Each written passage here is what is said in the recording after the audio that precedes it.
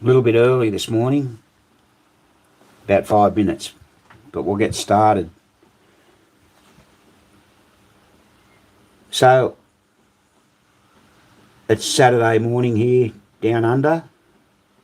It's a bit of a rainy old day. We've had a lot of rainy weather this week.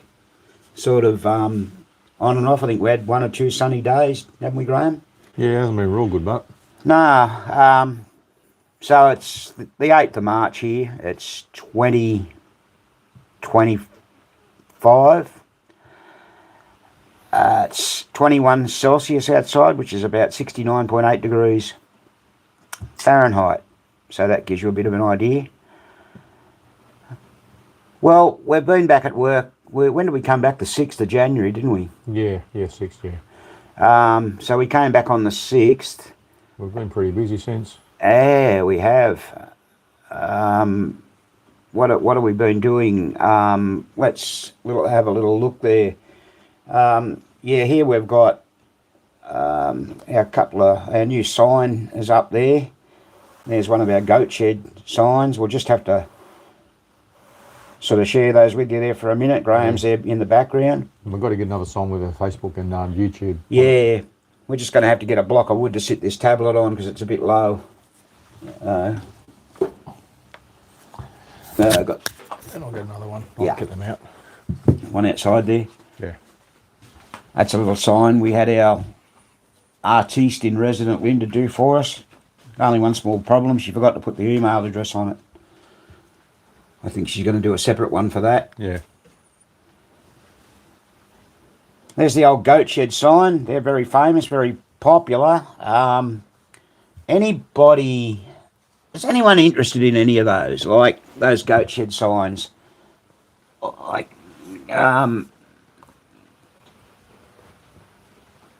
where are we?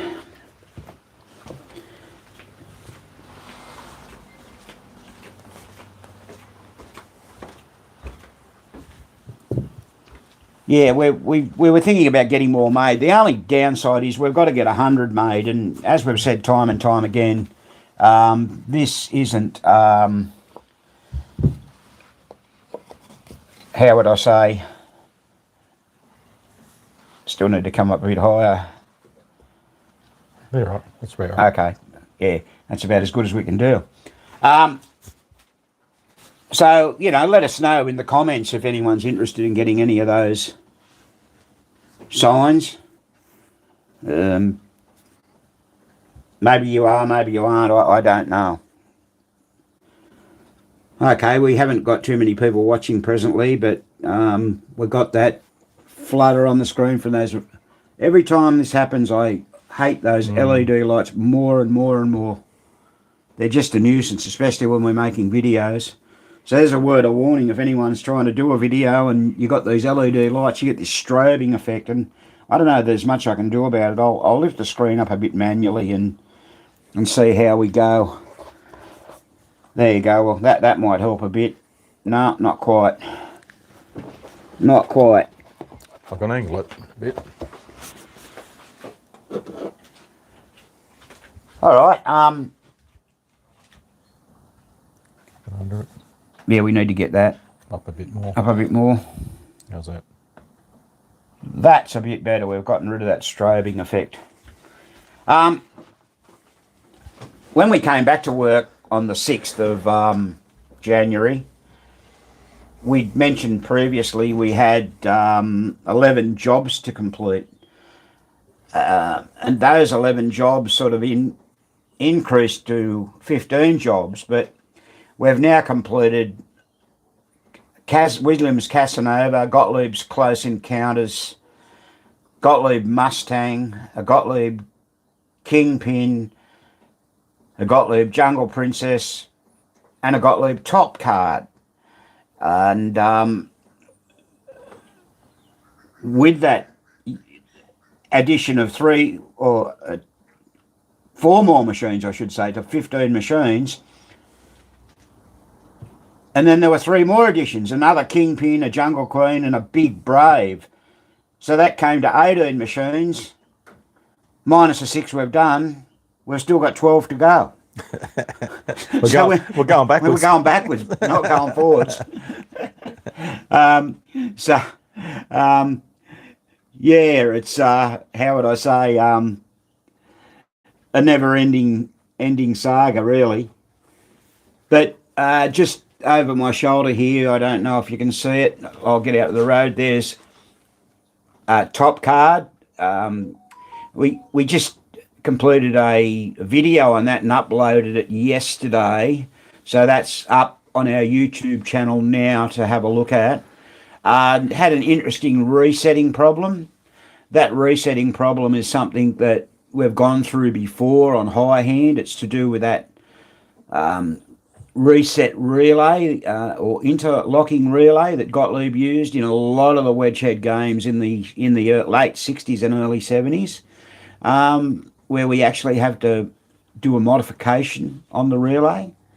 So anyone that's not seen our previous video, you might want to have a look at that, and you'll get to see a very pretty top card. We did show you how to change the rivet, change the targets by putting new rivets in, and how we have to modify the switch a little bit when we've drilled a rivet out, an old rivet. Anyway, take a look at it and you'll see where we're coming from. So that's pretty well finished. We've just got to do a bit of testing on it. Oh, we've got to build the chimes up yet. Oh, well, yeah, that's it. We'll put it there. Number of kits went in it. Yeah. And like I said, I won't bore you. Watch the video and you'll get to see what's been happening. So through this week, we've had a couple of international calls. I think it was Thursday. My good friend from Benton, Pennsylvania, David Lipinski, called up. He wanted to talk about a few things with us. And then yesterday we had a wonderful video conference with Bob Milsner and Bill Davis. They're both from Rockford, Illinois. And I met Bill. I've known Bob for several years, but I met Bill for the first time last year. A lovely guy. Does beautiful restorations. I mean, he was in the automotive business. He was a spray painter, so his colour matching skills are beyond reproach. They're just fantastic. He has a Gottlieb 2001, which I took some photos of when I was over there, and I showed them to Graham, and Graham got to see them in the video, the machine in the video yesterday. It was pretty good, wasn't it? Beautiful game, yeah. One of my old favourites, and looks of that one is probably one of the better ones I've ever seen. First Gottlieb game with drop targets. It was, and it had 20. So they didn't muck around. We don't want to see any of them for servicing. Just a little later on, we'll be showing you something on a schematic where we had a very, very strange fault on a kingpin. Now, I'll cover that. We already did a video using schematics on kingpin, but this was something we discovered when we were testing. I think someone's made a comment there, have they? Who was that? Jeff Taylor from Michigan. Hey Jeff, how you doing? Welcome. Good old Michigan. Only been to a couple of places in Michigan. Been to Ann Arbor and Whitmore Lake. And all of those, we've been to Whitmore Lake twice and Ann Arbor once, and each time we then were fortunate to go and visit Clay Harrell at the VFW. I think that's coming up for you guys in the States soon, isn't it? And very soon. He has open house, and some funny laws over there where, for whatever reason, the city or the county or someone won't let people, or they don't allow people in to these venues for different reasons. Fire, safety, health, God knows. Yeah. Oh, you're over near Flint. Is that close, is it? Yeah, I'm not sure. Okay, great. All right, well, sort of planning. I was just talking to my travelling buddy Craig on the phone just on Thursday. He lives down in Sydney, which is 100 miles south of us. That's the capital of New South Wales. 45 kilometres, Jeff. Oh, wow. We could have caught up. We like to go to the Whitmore Lake Tavern and have a beer and a pizza. Although we didn't do it this time. Anyway, Craig's all excited because when David Lipinski called me the other day, he mentioned that he'd been up to Highland in New York and picked up some machines that Craig's actually bought off a collector up there who's moving. And they're going to get transported a little later on this month to a container which is awaiting to come out to Australia eventually, probably be a few months away. So that was good. We're able to use our contacts in the States to help us get some machines from over there, because some of them are hard to get. One of them was actually Gottlieb's Cupid doll. Yeah, so very pretty game. Wonderful game. Still had a wood rail, but it's got the rat trap reels in it. Now I've played this game. It plays lovely, absolutely fantastic. And the guy that owned it, he was selling a lot of his collection, and it was picked up. He didn't have to advertise it, let's put it that way. They were picked up pretty quickly. We learned about it last October, and Craig decided he wanted this Cupid doll, and it cost a hell of a lot of money to get them here. Yeah. So that was good. We've had messages we were talking to Phil Crow from the UK about a few things just yesterday, I think that was. Last weekend here on the Saturday morning again, had a training course. So this time last Saturday, we were an hour into our training course. We start those at 8 a.m. in the morning, and they go through till 2 in the afternoon with 2 half-hour breaks, one for morning tea and one for lunch. We had some nice food, which was prepared by Chef Steve. Well, he's not really a chef, but he does pretty good. Yeah, he does a good job smoking chicken wings, and made us some pork sliders. Yeah, they were beautiful. One guy mentioned he's not a big fan of pork, but he had 2 of these sliders, so they must have been. I think he had more than 2. Did he? Yeah. I want to get another one myself, and I wonder where they all went. God damn it. So that was really successful. We had put some photos up on our Facebook page, and if you want to have a look at that, check them out too. They went up last Saturday afternoon. What else we got happening?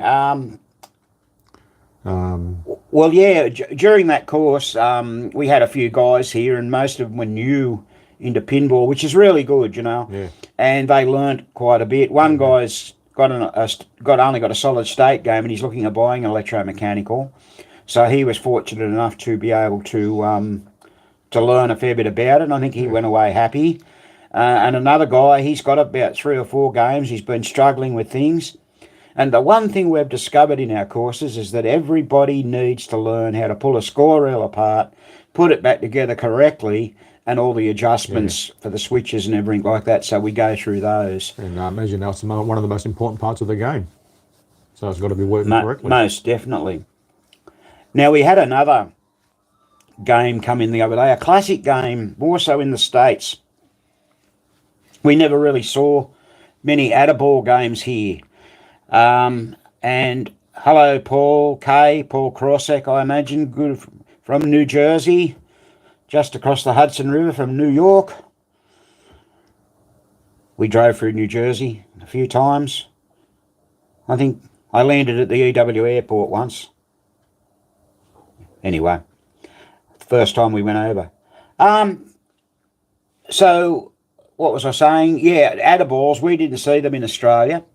They're only the ones we see have been imported since, people started getting into pinballs. So we've actually got a majorettes out the front shed that's come all the way from South Australia.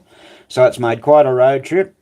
South Australia is adjacent to New South Wales, to the far west of New South Wales. And the capital city there is Adelaide, and this machine has come from a little bit north of Adelaide. We're working well, we won't be working on that yet, but we're going to have a look at it next week. We're We've got going to to assess it to see what parts we need. get back to the owner, and we're going to try and see what he needs to put in it, give him a bit of an idea of cost. We've got to get some playfield touch-ups done. We're going to approach someone about that. It's going to need a lot of parts, like all the dead bumpers have had it, but fortunately I just bought about 20 of those when I was overseas last year, well, overseas in America. So that's come in, and we're hoping to have that at our Pin Fest, which is next year, next September, I beg your pardon, yep. or this September. Coming up very quick. That one, it won't take long to come around, and we've still got our lightning ball. We finally got the inserts. The inserts, the white inserts, but they've got lettering in them. We're trying to figure out what's going on there. Yeah. Don't know what that's all about.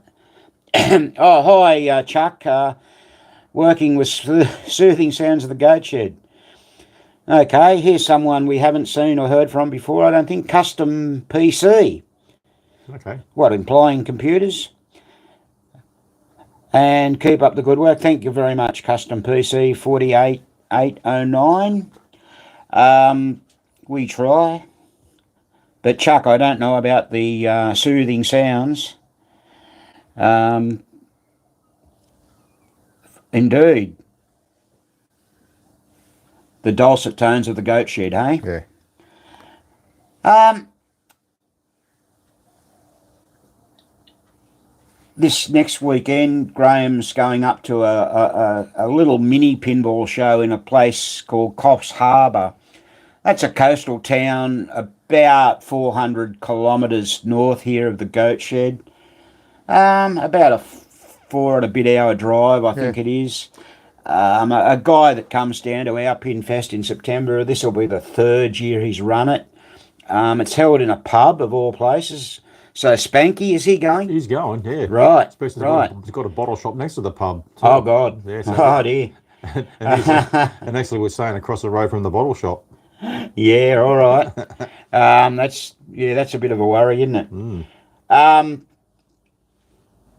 Oh, gee, yeah. So that's next weekend at the Hoey Moey. So they're it's a good show. We've got a message from a U of M Hockey. I don't think you've been with us before either. Thank you for all your videos. You helped me rebuild all of my drop targets on my Eldorado machine. Well, that's great. And actually, we're doing a playful swap on one of them soon. On Eldorado, have we? No, Abracadabra. No, Eldorado as well. Probably not till the end of the year, maybe. Oh, next year probably, yeah. Yeah, but it's in the books. Yeah. I haven't got that one written down, Graham. Yeah. Oh, there's a promise sort of. Oh, that's what we've got. Yeah, we were talking earlier on about all the jobs we've got. So we've still got a pro football to go. We've got an ice show. Both those are waiting on cabinet stuff, which is out of our hands. We can't do anything about it. Card whiz too. We've got a card whiz. It's out the back. It's waiting on the owner to come back and do some work. That's our apprentice Kyle. He's been absent for 2 months. He turned up for the training show last weekend. We've got a Williams Fantastic to go through. That guy's been chasing us down. That could be a big job, Kim. Yeah, we're going to get that guy to bring it round to us. And we want to have a look inside it. He last dealt with Graham 20 years ago, and he fixed a machine, and he's probably still thinking of, 2020 prices. Yeah, prices, yeah. We've got a Golden Arrow. The people that owned a Mustang picked it up, dropped off a Golden Arrow. We've already spoken about beautiful condition. Majorettes. We've got an Abra to do. We're hoping to get that done, started in June. That's going to be at Pinfest. Is that the one where we've done the playfield swap? Yeah, okay. That's it, yeah. Okay. We've got, I've got Drop a Card. Well, that's probably a little premature, but it's on its way from the States at the moment. It was brought over in, I think, Arizona, and it's on the boat now, unless the container capsized off the boat and it's on the bottom of the Pacific Ocean. We've got that the Drop a Card playfield. And I've got Flip a Card written down here too. What's that all about? Well, our friend's getting the Flip a Card, and we're just going to give it a going over. Oh, right, okay. It's supposed to be working, but we're just going to give it a tune up. And another Kingpin, and another Jungle Queen. Graham took a call from a chap up here in Newcastle that has a Jungle Queen, and that's another one. So that'll be what, 4 or 5. And what do we got? And another guy's going to bring up a Big Brave. I think we looked at this game about 3 years ago, and he's never used it. And he said it's making a noise. So we suspect in transit that the one of the trip banks has Come down. That's we sort of haven't been able to get any sort of further with that. But anyway, we've got that to look at. So as I say, we're mildly busy, and you can bet your bottom dollar that more games will come in Beforehand, yeah, will come in. Especially closer to Pinfest, we'll get a lot of calls. You generally do, don't we? So Custom PC 48809 says he just got his first 1972 Williams Swinger. Now that's the game with the swinging target, everybody. That's a very good game. He's got it working beautiful. Learned schematics from Joe's Classic Video Games. Heard about you guys from him as well. Yeah, look, Custom PC. I wonder, maybe whatever your name might be, you might let us know what your name is. Ronnie and Joe Lyons have a great channel, and I always get it wrong. I think it's Joe's Classic Video. I'm not sure. And they do great videos, and we subscribe to their channel, they subscribe to ours. And I've also got Ronnie in our Facebook group, the Goat Shed EM Pinball Repair Specialist, as a group expert. And he helped a guy out and gave him a really good explanation of how a Williams game paid bonuses. I can't remember what game it was. And he helped the guy resolve it. There was wires in the wrong spot. Someone before the guy that bought it had wired up the bonus relay incorrectly. Now, when you talk about stuff like that, sometimes, just for future reference, if anyone suspects something's wired wrong, look for newer solder joints. They'll stick out like the proverbial dog's balls, because we've had that on a number of Williams games. We had a Williams Cabaret here years ago, and we were scratching our head. It was to do with 100 points. It was scoring 100 points as soon as it fired the first ball. You know, we're looking everywhere for a stuck switch. The switchblade's strengthened or not right. And what it turned out to be was, you know, a make-break switch. The middle switch is like the feed. Someone had put the wrong wire on, like the wire that was meant to be on the top was on the middle switch and vice versa. So that can be really tricky. And we've probably had a few of them. And funnily enough, it's mainly on Williams games. I don't know why. I really don't know why.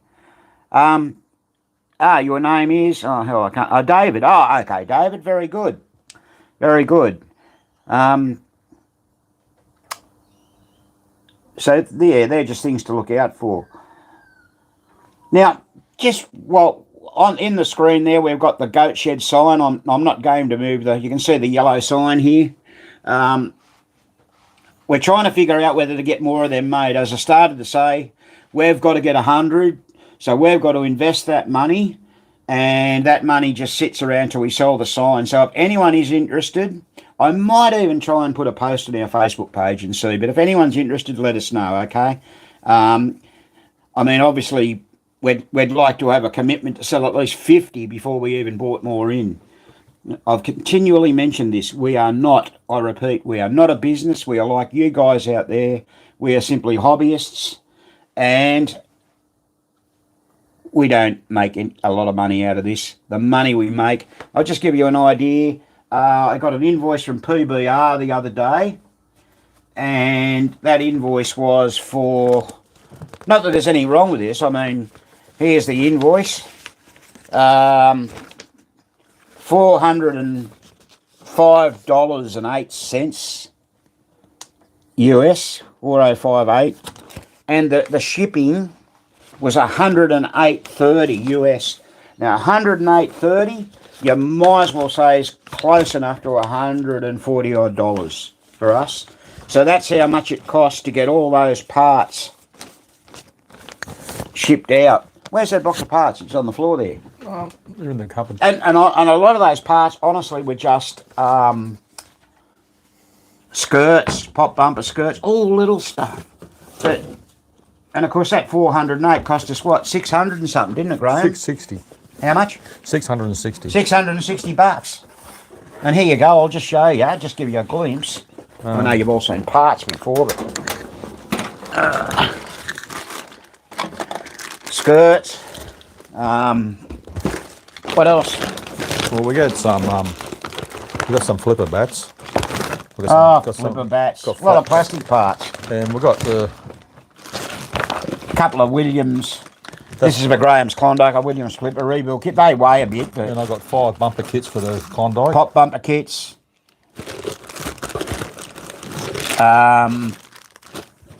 What else? Oh, We've got the boots, the shoes, we got shoes, small screws, screws for the top of the flippers.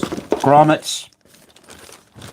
Someone the other day, I don't know whether it was Paul Crossack, mentioned about the grommets, that instead of putting the Yeah. big thing across the bottom of the Yeah, we've done that. dampener across the bottom of the chime to put the grommets in. Well, we've done that before, but those grommets are the ones for the knockers. knockers and stuff like that, and bells and things like that.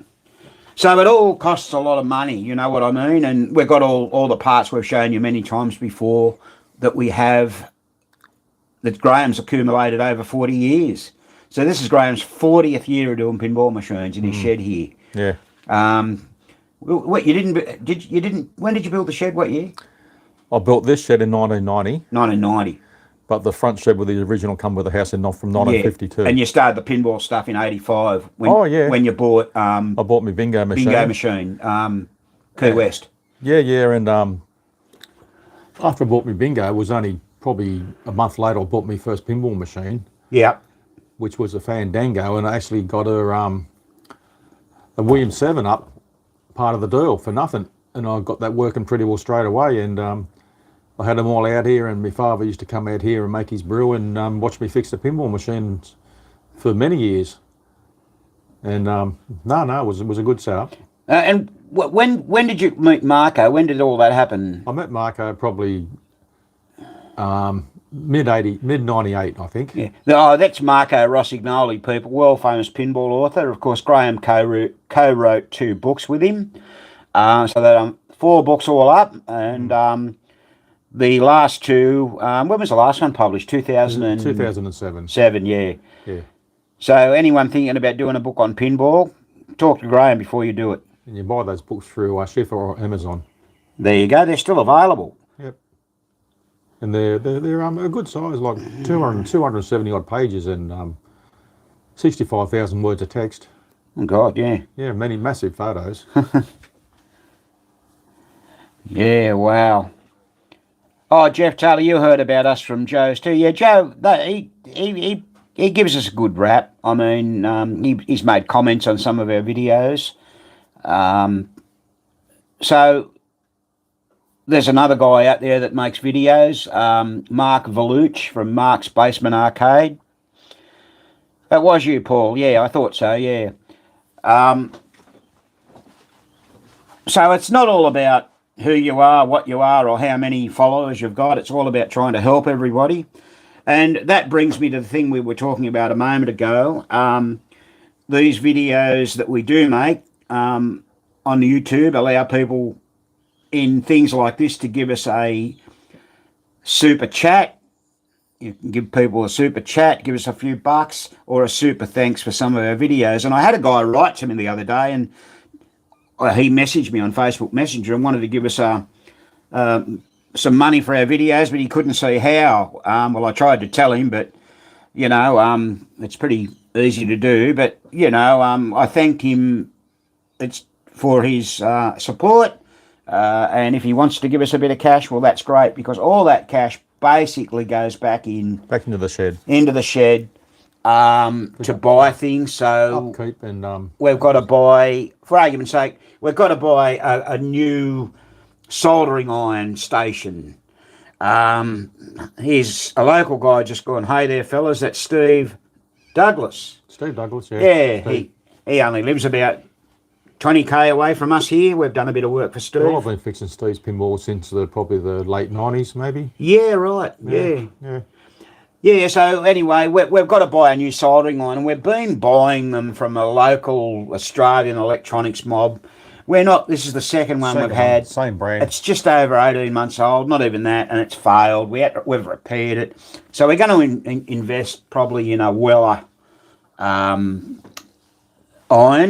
station and a better Weller iron, because oh God, it's hard to get good soldering irons. It really is. And of course, that's our main tool. We use the damn thing every day. Soldering iron, they're switch adjustment tools, and soldering iron, yes. It's really funny. Some years ago, I done a video on what tools to use for pinball machines, and done a wonderful job. And I forgot, of course, to mention the file, the point file, and the adjuster. And the adjuster for some unknown reason. No one's ever picked it up. I guess someone will one day, but so be it. Now, as I said earlier, we've got a couple of videos up there now. Well, our latest one is on that top card over here, and we did one on Kingpin. But what I want to do now, I want to talk about. A problem. We test our machines fairly thoroughly. Like, as an example, Kingpin, it lives in Victoria, so it's about, I don't know, 600-700 kilometres away. We don't want that game to go back to the owner, and he has a problem with it. Now, sometimes these things are unavoidable, transit, and the main thing we find when we give machines back to people, they don't plug the Jones plugs in correctly. They struggle and stuff them up somehow. Or even forget one. Yeah. So Graham had to go and see it. The Casanova we mentioned we had in earlier on. Graham had to go to that guy's house the other day because he's a friend of Graham's brother's. The guy was having startup problems with it. And Graham's got there, and this, that and the other, and had a bit of a look at it. He said, hang on, I'll go around the back. The plugs, the Jones plugs, were only half in and half out. So that's problematic. And that was all the problem was, And we have people, in the Gottlieb, you've often got the 6 or 8 pin plug, the little one. It's to do with all the scoring. They don't put that in. Oh, it doesn't score with this, it doesn't score with that. Well, there's what your problem is.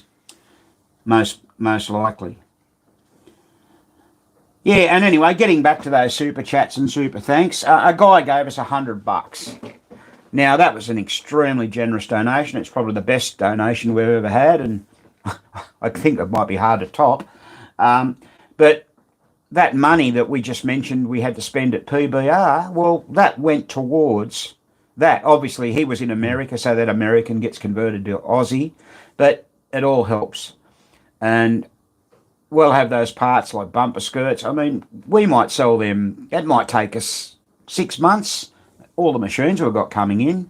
But it's good to have them there. Then we've got to replace them, and it's like rubber parts. We've got to buy new rubber parts. Graham had Marco come round last night. We hadn't seen Marco in a couple of years. He hasn't even seen the He hadn't even seen the goat shed renovations, and he only lives, seriously, 10 minutes away. But he's busy with work, and he's just been on a holiday and blah, blah, blah. And anyway, he was amazed at what's happened here in the time since he was here.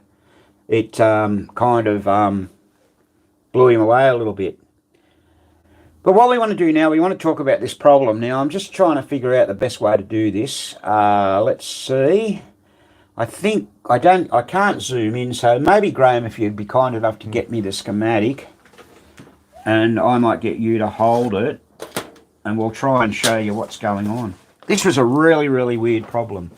Now, does everyone know about Kingpin, how it works? So it's got 10 drop targets up the top.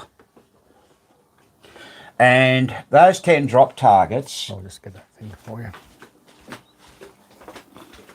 Oh, hang on, I'll go back. He's got...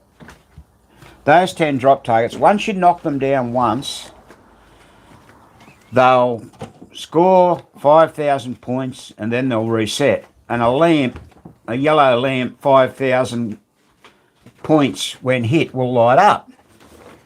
Now, that's great. And then if you happen to get them down a second time, Just have a look at this.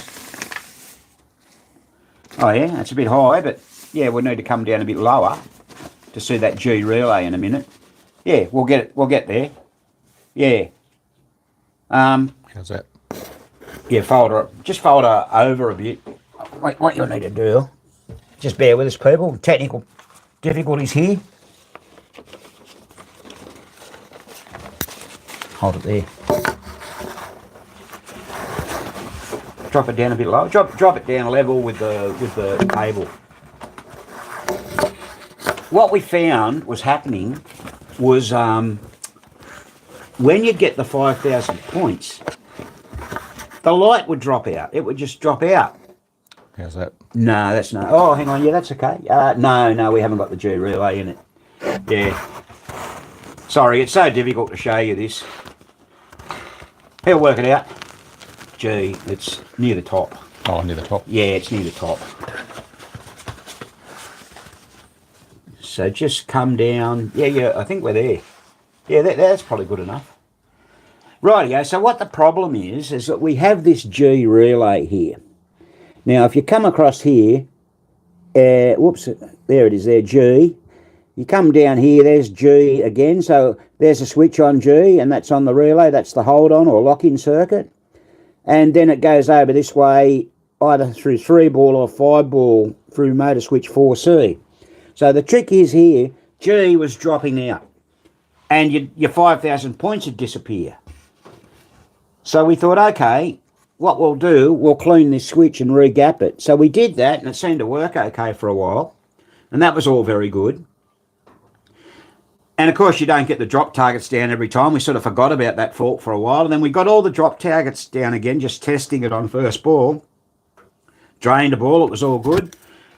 Then another ball came out, and all of a sudden, the 5,000 point light had gone out. Oh, what happened there?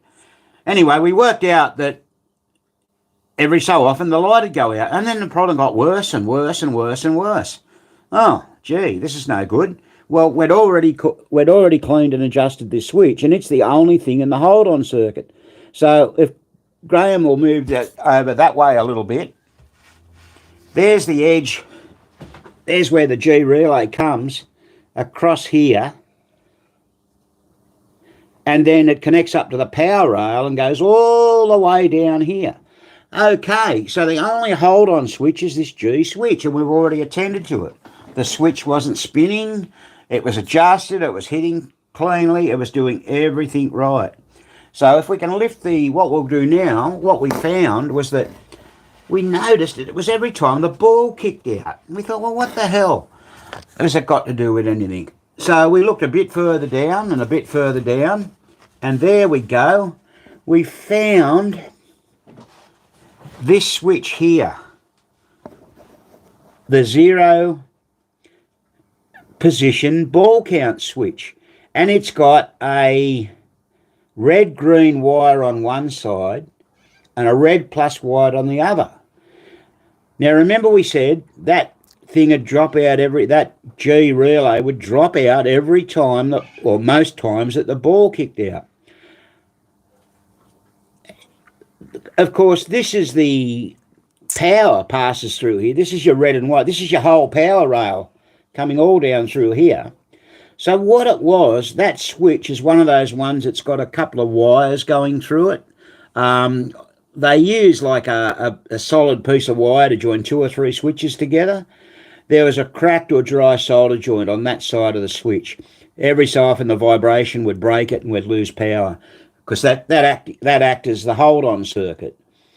So you see below it, you've got a 6-position switch. Well, that's to do with the R relay in startup, and the machine was starting up. It was just losing power because that switch, that little wire connection going through 2 switches, was bad. So that's a real trap for young players. That took us a little while to figure that out. Some people, thanks Graham, some people ask us, so we just had to reflow the solder. do you ever get stumped? Of course we do. Yeah, we do. Of course we do. And whenever that occurs, as we go away, maybe for a day, we only work half a day. Work on something else, maybe. Yep, do something else. Come back the next day. Did you think about that? Yeah. Or sometimes even Graham, if he's got 5 minutes, because he lives here. I'll just come down and have He'll a quick... come down and have a beer or something and have a think about it and stuff like that, and go away or come down with a fresh mind. Or if not, we've both had a thought about it, and we come back and say, well, what about this and what about that? And we generally come up We'll nut it out together. with a solution, hopefully. So that was a rather interesting one. And we had one like that on Fun with Pinball one day where a guy, I can't remember the machine, it was a wedge head, and it was a very similar problem. He was dropping out, things were dropping out when they were supposed to be on, and it was on that side of the circuit. So always have a good look at that. If you've got a weird problem that you're not sure of, if you can learn to read the schematic, that's where you'll figure out that red plus white wire is part of the power rail. And I think that red plus white changes to a red minus white through the R relay, the hold relay. Just little things to look out for and be aware of. This morning, when we finish with you guys, what we'll do is we'll just finish testing this top card. We're fairly happy with it. We've just got to put new flipper cabinet switches in. We forgot to do that. And the chimes as well. And the chimes, we've got to put them back in.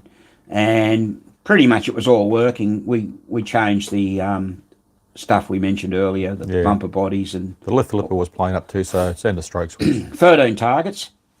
Fair few to do. Once Graham had it down pat, it was after you took them out of the game, it was about 5 minutes a target, 5 to 6 minutes a target, if everything went well. But still, it's all time consuming, you know. Well over an hour and a bit worth of target repairing. Plus, it was a bit slow when we were making a video on it. It takes more time to take them out and put them back in than it does to actually... It does, doesn't it? Yeah. And like you said, because they were like, why did you need to punch the pop rivet out? We needed to... Because I couldn't get the drill press onto the back of the rivet. That's right, yeah. Yeah. And we show you that in the video too, so... yeah. Well, I think our next video we've got coming up, we're going to try and do, or hopefully it'll be the next ones, how to use the alligator clips to jump a circuit, to test a circuit. Some people have asked us for that. And plus we'll be troubleshooting the golden arrow too at some stage. Yeah, golden arrow, we'll do a video on that. Yeah. We don't see too many of those, but think we're just got to try and do the machines in order. Like I said earlier, we're a bit thrown out by 2 machines because we're waiting on cabinet repairs.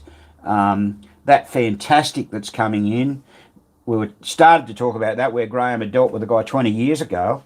And the guy's probably thinking those prices are 20 years ago. We're going to have to assess it and sort of give him an indication of how much it will cost. We don't give firm quotes. It's impossible. You guys know that. You never know what you've got to put in these things. Some of the 50, 60-year-old pinball machines, and, you know, things break or wear that you don't expect. And we've said this so many times. The pinball mechanics back in the 60s and 70s had a pretty easy job in comparison to the pinball mechanics of today, because all they had to do was probably clean a switch, change a couple of flipper coils or bumper coils that burn out. We certainly know that they never service steppers because they stretch the springs and God knows what. But there's more to do these days because of their age. And once again, I say this all the time, and it's a philosophy I've lived by all my working life, is that do it once, do it right. And believe me, it's worth it. It's really worth doing, because, you know, you've got to take pride in your work, and we certainly do. And you don't want the thing coming back to bite you in the arse, especially some of the distances that these things go. I mean, good God, we've fixed machines from, 1,000 kilometres away in Townsville in far north Queensland. You don't want those machines playing up when they get back up there, because that costs the owner a lot of money to send them down. Yeah. Costs them about $250, $300 each way to travel. I mean, they come by professional pinball movers, but still, plus then what they get charged. And we don't want them playing up at all. No, we don't. No. That's why we test each machine a very long time. Sure. Well, like I said, Top Card here will get a bit of a workout, and probably while we're testing that, come Monday, we'll probably have a look at this majorettes before we start on our next job. Yeah, we'll write down a list of parts that we think that it needs. Give the guy a bit of an indication, because he's probably gonna have to get a new back glass. He's put a better front door on. It's nice and shiny. It's not perfect, but it's better. I think it's going to do. Yeah. But we looked at the playfield briefly, and yeah, we can see that it's going to need all new bumper bodies. There, some of them are cracked, where the screws go through for the caps. And then again, Kim, we haven't even opened it up yet. So no, we haven't opened it up to see what's inside of it. So we'll be able to say, look, this is probably going to cost you between X and X. Because, like I said, it's just impossible to quote on these old games. Yeah. Most of our customers we deal with are happy. They'll pay the money.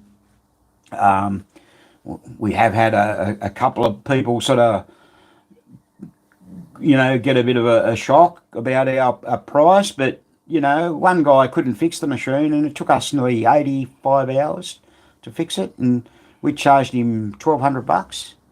He was horrified. He thought we were the worst, and he berated us on other pinball groups, and he couldn't fix it himself. I mean, and we could have fixed 3 or 4 other machines in the time that it took us to fix his machine. But you're going to get that even though we're not a business, we're dealing with the public, you're going to get that. I'm going to tell you, I had my own business for 12 years and worked in that same business for a total of 40 years. I worked for my boss for 28 and owned it for 12. So you get that in all walks of life. Anything else we want to add, Graham? I don't think so. Just look for some posts for the pinball show next weekend. We should probably put a few photos up on the Goat Shed Facebook page. But I think there's only going to be probably 5 EMs there anyway. But it's good to get away and have a bit of a look, and be more sociable with some people you don't see, only year at a time, sort of thing. Yeah. Yeah, then there'll be that one in Tasmania. Then we've got the Tassie one. Late July, early August. Yeah, that's another good do. If anyone wants to go to the one at Tassie, I suggest to start booking now. Of course, it's going to be hard to get a ticket and to get a room. The closer it gets to the event. Yep. Sure. We'll look at running another training course in a few months. Not sure when. Maybe in about 3 months, so June, July maybe. Yeah. See if there's any interest. We had a couple of people had to pull out of the last one due to work. One guy got sent down to Melbourne to work and was unable to come back up to the course, and another guy, he had arranged for someone to cover his shift, and that person decided they didn't really want to do that, and so the guy only had short notice and couldn't come. So hopefully those guys will come back. Yep. And there was another guy going to come down. We mentioned Townsville earlier on. They've just had major flooding up in that area, and we've got a cyclone off the far north coast now. So there has been a lot of major flooding and cyclonic conditions up north. So he couldn't come because his business got a bit damaged. So there's probably 3 people, maybe 4. Yeah. We'll happily run the course for 4 people, 3 or 4 people. Yeah. We had actually 4 here last week, so that's fine. We can't really fit many more than 6 or 7 at a stretch. That gets a bit... Have we ever had 7 or just 6? 6 has been the most, I think. Yeah, I can't remember. It was over 6 or 7 we had the most. I think we've done about 50 people roughly through our courses. We had one guy here last weekend. He'd been here previous to this. He'd been to a course a few years back, maybe 3 years ago. He thought he'd come for a refresher course. That was when it was back in the house, I think. No, he said it was in the shed. So we originally started these inside in the house, fairly limited in space, dining room table. We didn't want to have it in the shed because we didn't have internet down there, and even sometimes we still get that playing up. Yeah. But then we moved it down to the shed, and then when the deck was built back in 2023, I think, we've had 3, maybe that might have been our 4th one we've had in the shed. I thought there would have been more. Oh, Sorry, not in the shed, on the deck. yeah. Yeah, So we spend the first half on the deck and then the second half down here. Yeah. Probably more time on the deck than we come down here to troubleshoot machines. yeah. Thomas Carter's asking, does Graham have a pinball collection? I did have, when I first started collecting back in the 80s, I had probably a dozen machines lined up in one go. The thing is now I'm strapped for room. So at the moment I've got 3 bingo machines set up in the house, and I've got a couple of bingo machines under the house, and I've got the Klondike pinball machine that I acquired late last year. And Kim and me share the lightning ball together, so we're restoring that together. And yeah, that's pretty all the machines. I've got just some other amusement machines, but nothing out the ordinary. And but I think over the 40 years, I've probably owned well over 100 pinball machines. I would assume a lot of machines that came in I have owned before. But the thing I'm living the good sort of dream the way it is because we get a new machine in every fortnight or so, and so I can play so many machines without even having to buy one. So I enjoy both sides of it, fixing the machine and playing them. So I'm very happy that way. But I do enjoy restoring my own machines. The only trouble is that they usually get passed on not long after I finish them. But I've got to change that direction and start collecting machines again, because I'm thinking to start at collecting again like early Williams single plays from the 70s, just like Klondike and Superstar and those other ones, Trouble Time. They're great games, because we see Gottlieb's wedge heads here all the time, so I want something a bit different.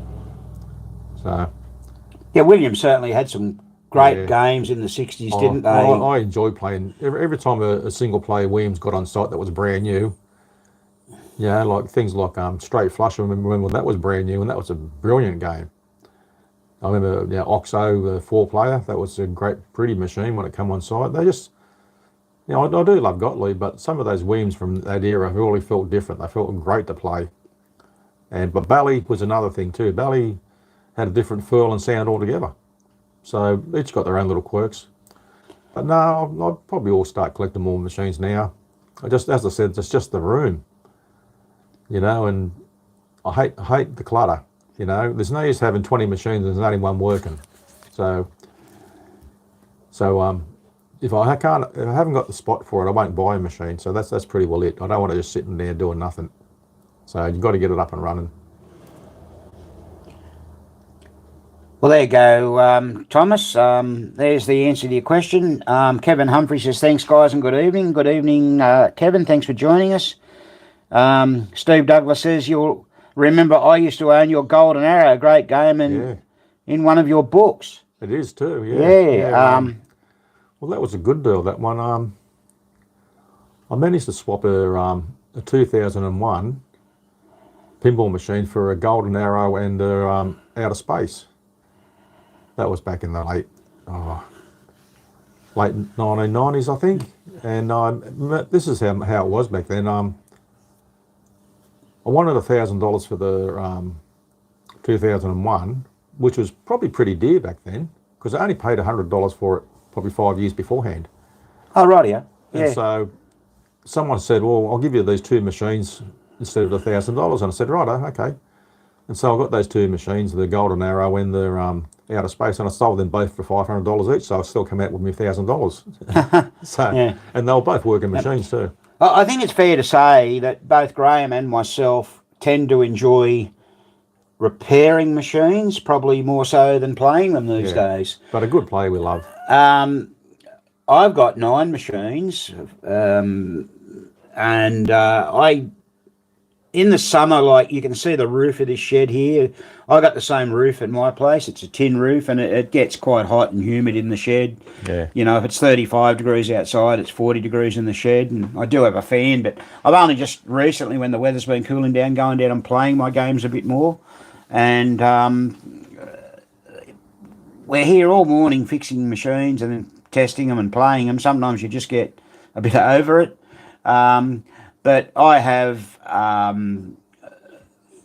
recently acquired a Magic City. That was one of the games we were just talking about. Williams games a minute ago. Beautiful, neat. I jumped in the car and went down to Melbourne and bought that 700-kilometre trip August last year. It had been painted. It had been gone over to a point.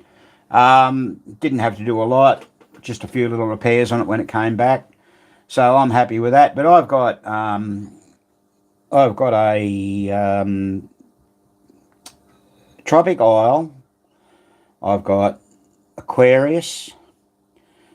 I've got Banker Ball. I've got Sing along. Sing Along, King of Diamonds. I've got Apollo. Williams Apollo, Williams Soccer from '64, and Williams Magic City. And Full House. And Williams Full House. So Williams Full House, Graham painted that for me. Williams Soccer he painted for me. Atlantis I painted. Aquarius Aquarius, painted. I mean, yeah, Yeah, I've had Aquarius a long time. And the playfield's really nice in Aquarius. It was clear coated. We'll probably end up doing some of the other ones as well eventually. Yeah. Probably Banker Ball needs a bit of work on it. I think of Banker Ball. And then I screwed up when I was at Pinball Resource. I've got all the pool balls in the animation, but one or two have got the wrong number on them. They're $30 each from PBR, which that's not too bad, but I should have bought them while I was there and I forgot. And just paid Steve the cash and I can free shipping. Oh, well, not free, but I'm there, so why not get them? So yeah, we've got a chap that comes here. I won't say his name. He sort of private sort of guy. He's got 20 odd machines, and there's a hint. He's the guy that owns Close Encounters. And we're doing up the solar ride. Yeah, a solar ride eventually. So we know a few collectors. There's a few guys up here or around our area that collect. And there's probably people you don't know. Like there's a guy up Nelson Bay Way, up in Port Stephens, as we call it, the Blue Water Wonderland. He's a big collector. He's a really private guy. He owns a shed, collects pinball, but he's sort of gotten out of pinball. Graham and I were up there last year. We went up and bought some parts of him that he was selling. And he was telling he's getting more into like vending type trade stimulators machines and things like that. So he hasn't bought he does beautiful restorations. Yeah, he does really good work. So he's got quite a lot of machines up there. He'd have about 30, wouldn't he? Pinballs? Oh, definitely, yeah. So yeah, he's got a lot of arcade games. You never know where you're going to see him. Yeah. And there's a few guys down on the New South Wales Victorian border that are pretty big collectors. One guy collects a lot of wood rails. The other two guys collect, all era of electromechanical games. And some of their games are in the books that Graham and Marco wrote all those years ago. So yeah, there's lots around, but there's a hell of a lot more machines in the US, isn't there? Mm-hmm. That's where it all happens. I don't know if we missed anybody. I hope we didn't. We had Paul from New Jersey, Jeff from Flint in Michigan. Next trip to the USA, as I mentioned earlier, will hopefully be 2026, so next year. It'll most likely be in the fall, the October. Maybe we're going to change where we go. We definitely will go to the York White Rose Game Room show. That's where a lot of our friends are. We'll definitely visit a few other places, like we've been to the Pastimes Arcade twice now. That's pretty cool to see. We're just going to try and change things around. I'd like to make this more of a holiday sightseeing thing, a little bit less pinball. You sort of end up getting all pinballed out by the time you get back because you've seen and played so many games. But there are some really cool places to go that unfortunately the general public don't get to go to, but I guess, some people are fortunate and get to visit these places, but like Randy Peck's New Pike Arcade, that's the place I'm talking about, or one of them. That is a sight to behold, but unfortunately it's not open to the public. It's by special invitation only. And I guess if we go there next year, I can possibly invite maybe 1 or 2 people if they live close by in California. But you would be very, very impressed, I can assure you of that. And there's another guy in Wisconsin, he doesn't like his name mentioned, but he's got a fantastic collection as well. He's in a place called New Berlin. It's not that far from the border, the Illinois border. And it's only about an hour 20 to Rockford from there, I think, something like that. And then, of course, we've got all sorts of other collectors over there that I'm not even aware of. We were supposed to go, not this trip last time, but in 2022, we were supposed to go to Vic Camps in New Jersey.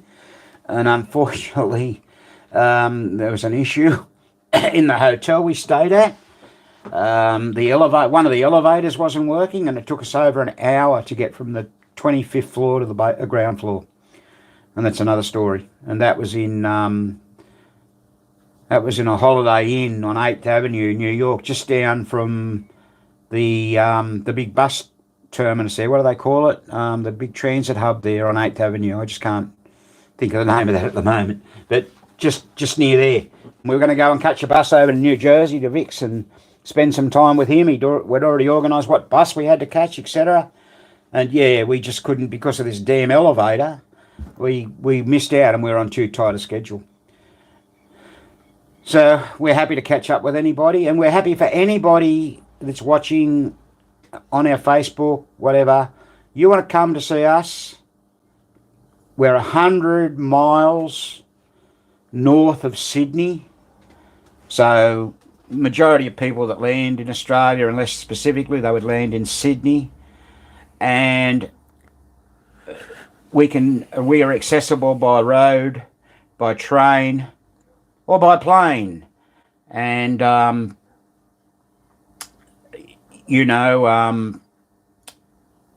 we've had a guy from France here back in 2023. I think we mentioned this in another video a while back, Andre 4. He was amazed at what he saw. And it might have been 2022, actually, he was here. I can't remember because did we have a renovation? No, 23 I think it was. Yeah, 23. Okay, he was on the back end. Yeah. Okay. Yeah, so you're more than welcome, viewers, if you want to come and say hello, say g'day to us. We might even offer you a barbecue and a beer. Yeah, maybe. Spanky will have one. We just got another message there. Who was that? How about Steve's collection? You mentioned Steve's collection. Steve. Steve Douglas. No. Thomas Carter's asking Steve's collection. I'm not sure who you mean, Thomas. I'm sorry. I'm a bit brain dead today. Paul Krozak says, seems like EM prices have really shot up in the last few years. Do you guys agree? Yeah, definitely COVID caused all that. Still in the States, prices, you guys get a machine for $300, that machine for $300. We would probably pay $1,300 or $1,400 here. So, yeah, they've definitely gone up. They have stabilised. When I got my Magic City, I was considering selling a game and I was going to sell Sing Along. I advertised it for 3,000 Australian dollars here. Got a bit of interest. Didn't sell it. Didn't really want to sell it. But Graham came over one day and he said, we can do this and do that. So we actually managed to get the 9th machine in, but I cannot fit any more in. If I got something else, like I would like to get maybe a Williams Moulin Rouge, or perhaps a Williams Touchdown, or even a Heat Wave. They were games I played in the 60s as a kid. I would definitely have to sell a game. I can't put any machines in the house. It's just not possible. The only other thing I can do is put a carport out the front of the existing garage to put one of the wife's car in there. So, yeah. Mention about Steve's collection. How about Steve's collection I mentioned? Steve. What? Thomas, I really can't think who you mean. Not Steve Young. Oh, no. Him. No. Oh, maybe you mean, maybe you do mean Steve Young from the Pinball Resource. Is that who you mean? Well, if it is, yeah, I've seen pretty well all his collection at his home. That was last year. Yeah, we went to the Pinball Resource, and Steve Young was there, and Craig, my mate, wanted to get a stencil, make a stencil of a game which Steve had.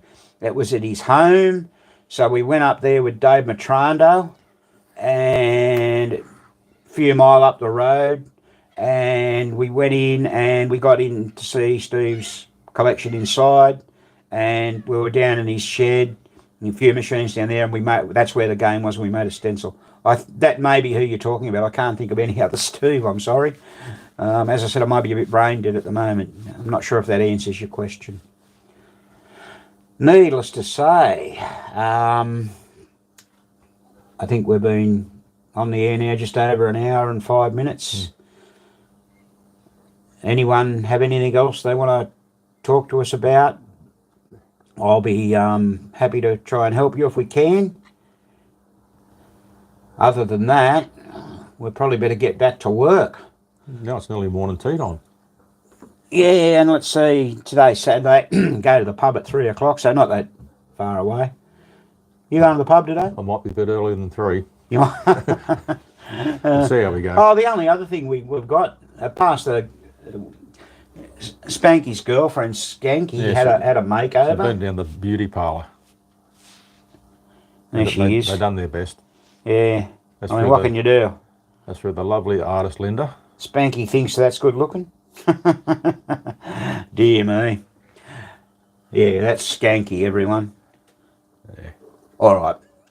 Enough of us waffling on today. You've probably had enough.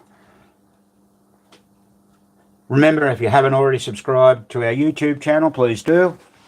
If you're not a member of our Facebook group, you should be, because that's where we do all our technical help.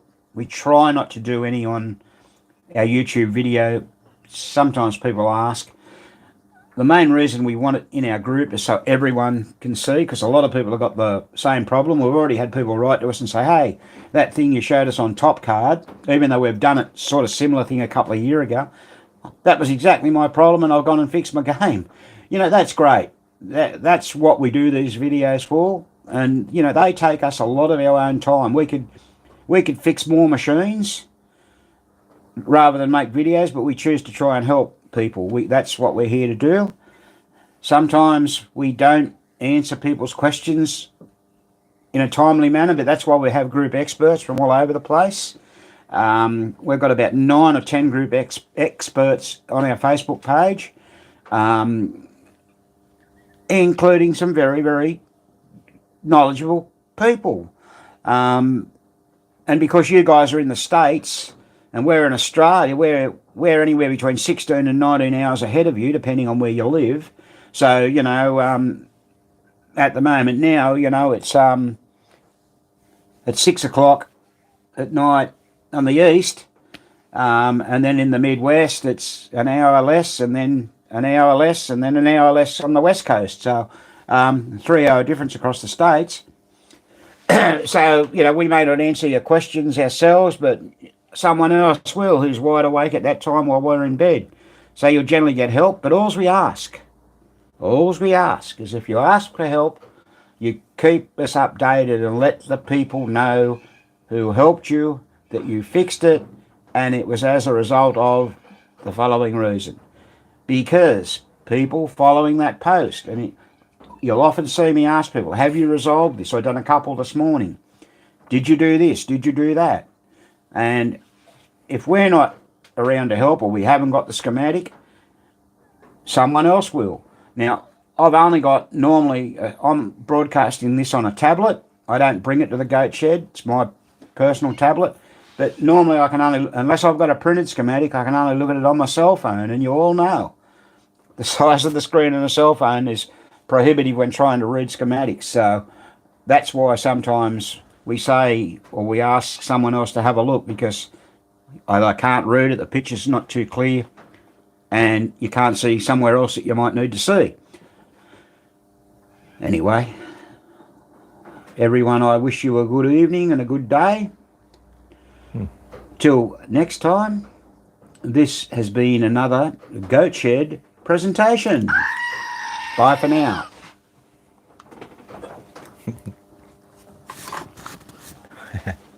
We didn't get any money.